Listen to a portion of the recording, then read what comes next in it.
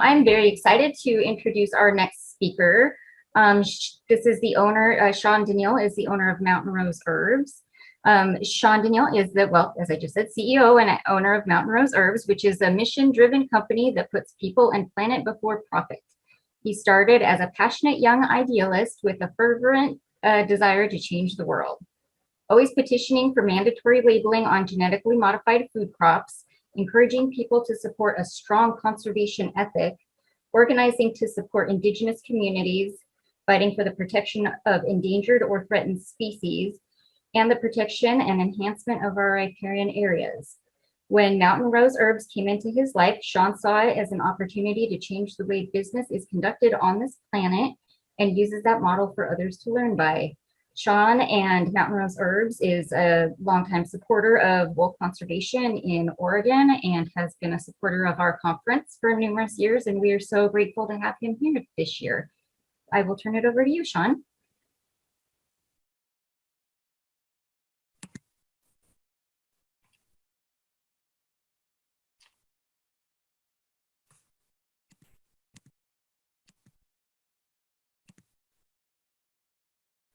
Great. Thanks, Stephanie. And yeah, it's always great to participate in the wolf conversation. Can you guys hear me okay? Sure can. Okay. Yeah, so Mountain Rose Herbs, just to give a little bit of background on the company, we have 13 certified organic farms throughout the Pacific Northwest, totaling about 1,300 acres in cultivation. We have about 210 employees, so we're considered, according to Eugene standards, a large employer. But most importantly, we're an agricultural producer in the state of Oregon. My background is in activism, first and foremost, and I earned my brass doing blockades with Earth First and doing tree sits in Northern California. And I started working at Mountain Rose in 1999. And later in 1999, I had the opportunity to become an owner. And the primary reason why I wanted to be an owner of a business, because my background was fairly anti-capitalistic, was that I wanted to grow Mountain Rose and use that voice within the business community to kind of change the way the conversation was being had. Every environmental issue that we're dealing with stems from business and how business conducts itself on this business or on this planet, from extraction to oil to climate change. Earlier, we were talking about lead ammunition, and I really wanted to ultimately have a voice at the table. And the only way to do that is if you're a large employer or if you're a representative of the business community. So to give a little bit of a background, to step back even a little further, we got engaged with the wolf issue probably around 2006, 2007, because wolves were, we had confirmed sightings by biologists in the state of Oregon. And it was a very exciting time for me because Mountain Rose relocated to Oregon in 2000 because of the abundance of wildlife and recreational opportunities, quality of life, our wilderness system. It was a great place to do business. And for us, and for me in particular, wildlife brings me such abundant joy and such a quality of life that's almost profound. I joined the board of directors of Oregon Wild in 2012, 2013, right around there. And at the time, we were organizing a lobby day at the state capitol. And fast forward a little bit, it was 2016 was the exact year, and there was a wolf bill. It was called HB 4040. And it was a House bill that was going to delist wolves from the State Endangered Species Act. I went to the state capitol in 2016 to lobby on behalf of Mountain Rose Herbs and Oregon Wild. And it was actually quite profound how little of a voice and how little power the environmental community had at the state capitol. It was really, really quite profound. We had virtually no voice, no seat at the table, and our issues were not heard. I came back from that meeting absolutely convinced that what we had to do was create a super PAC, us being Mountain Rose, and that we had to hire a staff lobbyist. And that's what we did. So in 2016, we created our own super PAC and we funded it to the tune of $500,000. We hired a staff lobbyist and we worked on a multitude of issues. And, it's kind of interesting because at the time, and I think even now, most corporations, I'm going to use the timber industry in particular, will lobby on behalf of bills that protect their financial interests. Mountain Rose had no financial interest in any of the bills we were proposing or submitting to committee. We had none.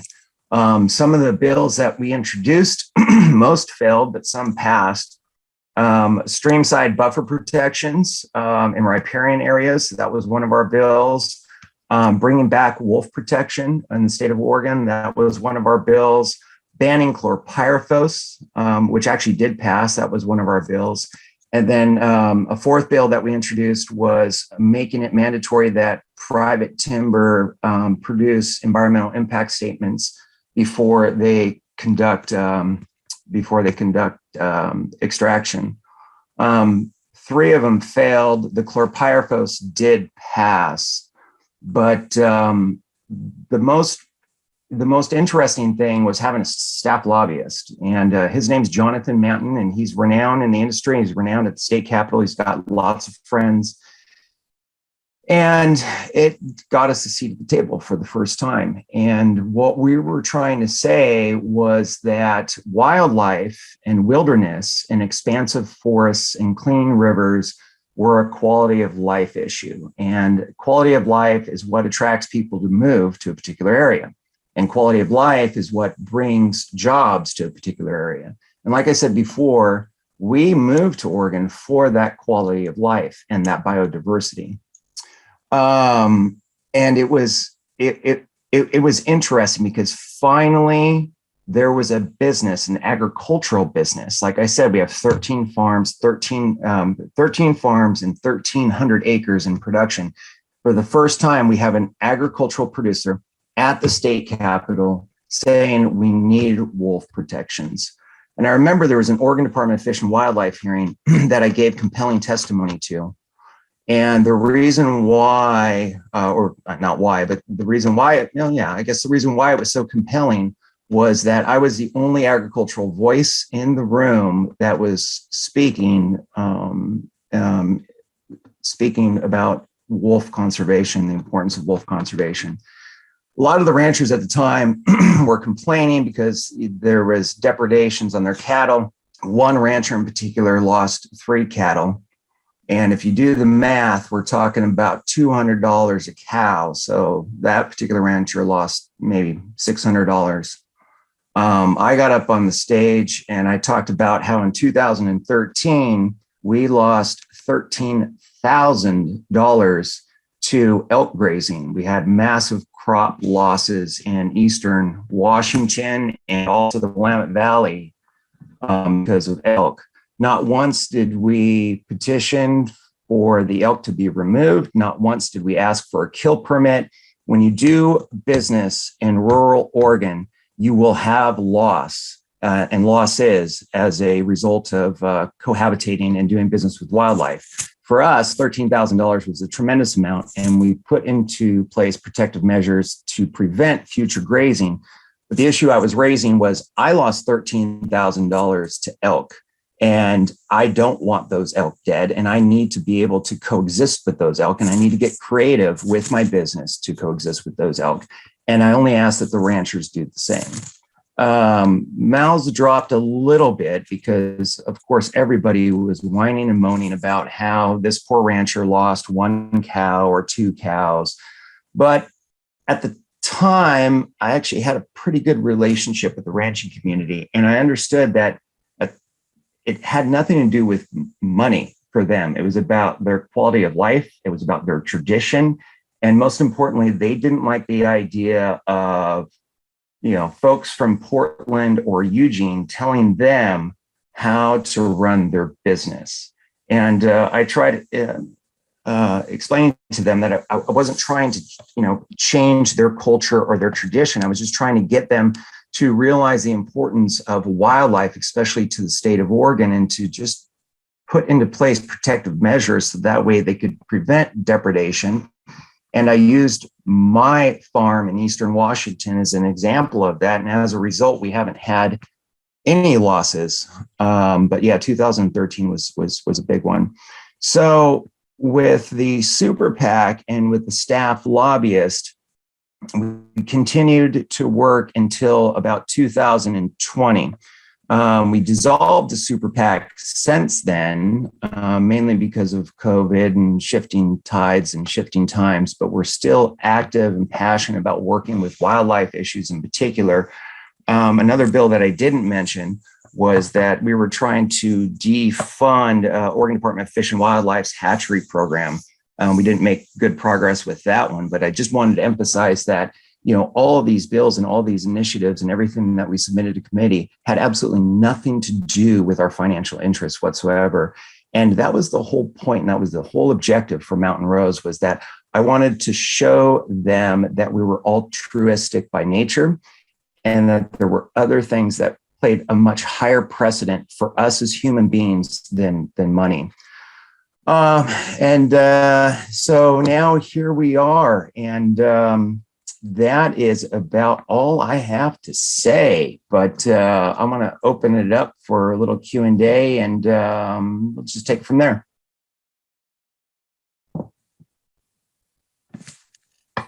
Okay, sounds good. Thanks so much, Shawn, and thanks so much for all you do for wildlife and for your workers. We appreciate that. Okay, let's see. So I'm looking for questions here. Do folks have questions for Shawn you want to throw in the chat?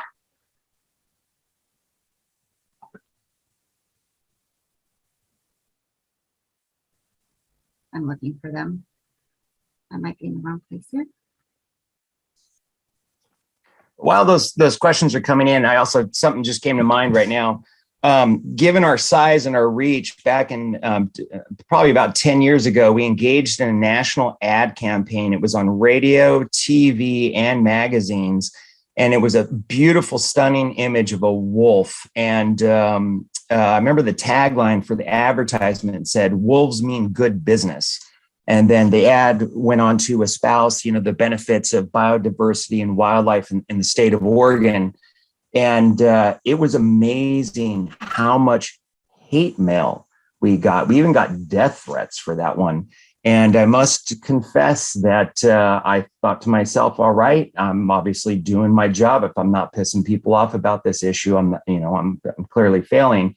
But it was amazing because all that hate mail came from either Eastern Oregon, Idaho, or Montana. But we're going to engage in another wolf ad here pretty soon. And it's going to be interesting, given the political climate and the emotional climate of the United States, what kind of hate mail we're going to get from that one. Okay, here's some questions. Let's see, Shawn, does the tourism industry have an interest in a healthy wildlife in Oregon, do you think? Yeah, absolutely. We give tours on our farms all the time. And when we give those tours, we talk about cohabitating with wildlife. I think that's a primary premise of our tours. It's not about, it certainly is about, the herbs and what we're growing and how we produce it, but we really try to touch on the wildlife component. And most of the people that come for farm tours come from the Midwest or the East Coast, where there isn't an abundance of biodiversity and there aren't wilderness systems. And of course, they come here absolutely awestruck by the fact that there's wolves in the state of Oregon, and that Mountain Rose Herbs is doing everything we can to kind of like protect and defend wolves in particular. And while we may get a little bit of hate mail, our customers adore us because of that commitment that we take. I agree as a customer. What is the next fight that you are taking on? Taking on the timber industry. I definitely want to reform the timber industry. I want to reform the Oregon Forest Practices Act. I want to ban aerial spraying, and I think that is what we're going to put all of our bandwidth towards. But we are still dealing with the wildlife issues. But right now, timber industry is my #1 target. You've been working on that for a while, if I remember correctly. What are the possibilities for a coalition of businesses interested in supporting conservation to form? More money, more capital thing? Oh my God, this is, I forgot to mention this. That's a really good question. So when we came back and created a super PAC and hired a staff lobbyist, the other thing we realized was that there was this schism between the Eugene environmental community and the Portland environmental community. Lots of infighting, lots of bickering. And we created the Eugene Environmental Caucus, and it consisted of about 12 businesses and our staff lobbyist and the Eugene conservation groups. And then what we did is we organized meetings with legislators at our places of business. And we're talking about Yogi Tea, Nancy's Organic Yogurt, Glory Beef Foods, Hummingbird Wholesale, and conservation and business finally got its moment. And these legislators, they never met with the natural products industry before, and they never really heard our concerns surrounding environment. Usually legislators, when they meet with the business community, it's always about money and jobs, protecting jobs. Here they were meeting with a rather substantial segment of labor that was talking about conservation for the first time. It was hugely successful. It lasted for about 3 or 4 years. And of course, COVID kind of changed everything. But Mountain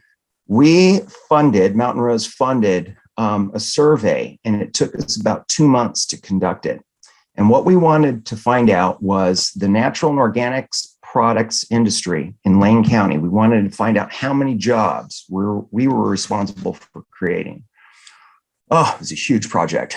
And what we found out, and we tallied all the numbers, but the natural and organic products industry in Lane County employed about 12,000 people. It's huge. We compared our numbers to the timber industry. And in Lane County, the timber industry employed 3,000 people. So here you are, you have the natural and organic products industry employing 13,000. You have the timber industry employing 3. And they have a substantially louder voice at the state capitol. The narrative suddenly changed because our industry, especially the organic products industry, is constantly being jeopardized by aerial spraying. We have lost countless crops because of pesticide residues, because a lot of our farms are nestled in Western Oregon and timber valleys. So we were meeting with legislators saying, look, we are a major employer in Lane County. Our industry is being eminently jeopardized by the timber industry. This needs to stop. Suddenly, aerial spraying and timber reform got its voice at the table, and it was finally being discussed because here, for the first time, we had a coalition of businesses saying, this has got to stop. We have the numbers to prove that we're a much larger employer in Lane County than the timber industry. You need to hear us. That was a long-winded answer. Sorry. That was amazing. That's great. There's some, let's see, here's another one. What are your thoughts on ending trapping in Oregon? And what have you, what work have you done on wildlife trapping bills, if any? Oh, excellent. Like I said, I was in Northern California. So at that time, we were organizing a petition to have the state legislature ban sport hunting of cougars. It passed. And I think that was in 1996, 1997. So hunting cougars was formally banned. Here, we tried doing the exact same thing, but the Oregon Hunters Association is way too big and way too powerful. What we did, we tried banning sport hunting of cougar and black bear, but it was we were up against all odds. We just couldn't pull that one off.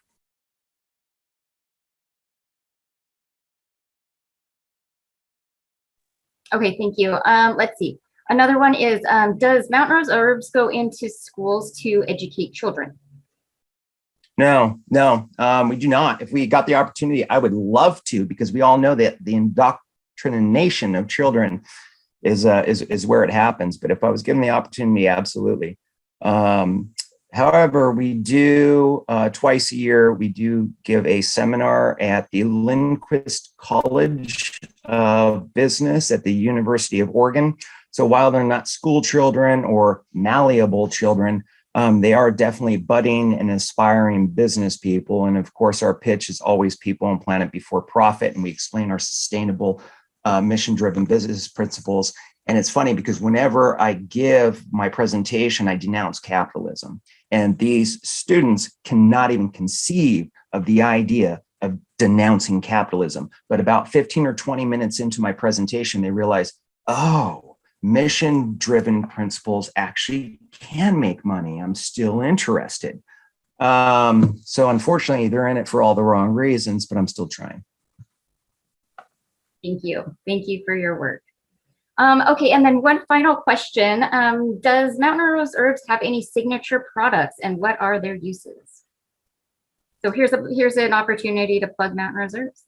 Oh, wow. Well, I don't like plugging Mountain Rose because, like I said, I'm just not my thing, but we have 10,000 SKUs. So our signature products, oh my God, teas, spices, herbs, essential oils, extracts, DIY ingredients. We have a lot. So when you say signature products, yeah, no, we're all over the place. I want to say probably our one of our biggest industries these days is the brewing industry and the spirit industry, distillers. Virtually every micro brewery in the state of Oregon, in the Northwest, and all the distilleries source from Mountain Rose Herbs. I was actually just chatting with somebody recently about Ninkasi a few years ago. They had this gimmicky product. It was actually really quite laughable, but it was interesting.